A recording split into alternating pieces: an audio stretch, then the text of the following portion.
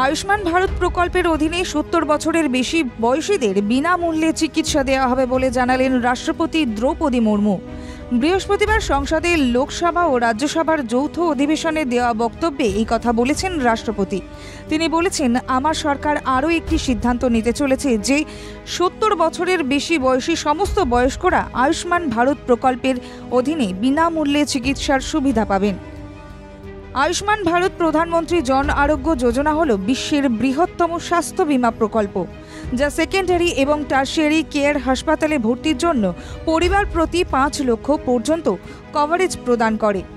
স্বীকৃত সামাজিক স্বাস্থ্যকর্মী এবং অঙ্গনওয়াড়ি কর্মীরা ৭০ বছরের বেশি বয়সী ব্যক্তিদের তথ্য সংগ্রহ করবেন।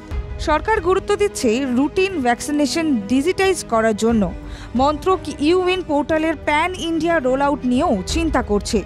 অন্যান্য এজেন্ডাগুলির মধ্যে রয়েছে ন্যাশনাল হেলথ ক্লেমস এক্সচেঞ্জ চালু করা, এইমস এবং জাতীয় গুরুত্বের অন্যান্য ইনস্টিটিউটগুলি থেকে দুর্গম ভূখণ্ডে চিকিৎসার প্রয়োজনীয় জিনিস সরবরাহ করার জন্য ড্রোন পরিষেবা ব্যবহার করা এবং প্রাক্তন সেনাদের নগদহীন চিকিৎসা পরিষেবা প্রদান করা। যৌথ অধিবেশনে ভাষণ দিতে গিয়ে মোদী সরকারের ভূয়সী প্রশংসা করেন রাষ্ট্রপতি। তিনি বলেন, 10 বছর আগে দেশের অর্থনীতি বিশ্বের মধ্যে 11তম স্থানে ছিল। বর্তমানে ভারত উঠে এসেছে 5ম স্থানে।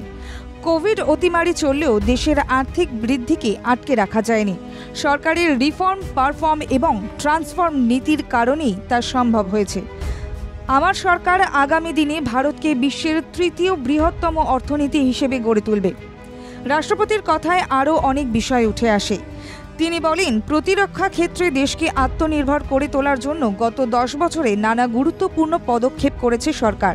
18তম লোকসভার অধিবেশনে প্রথম ভাষণে মোদী সরকারকে ভূয়সী প্রশংসা করেন রাষ্ট্রপতি।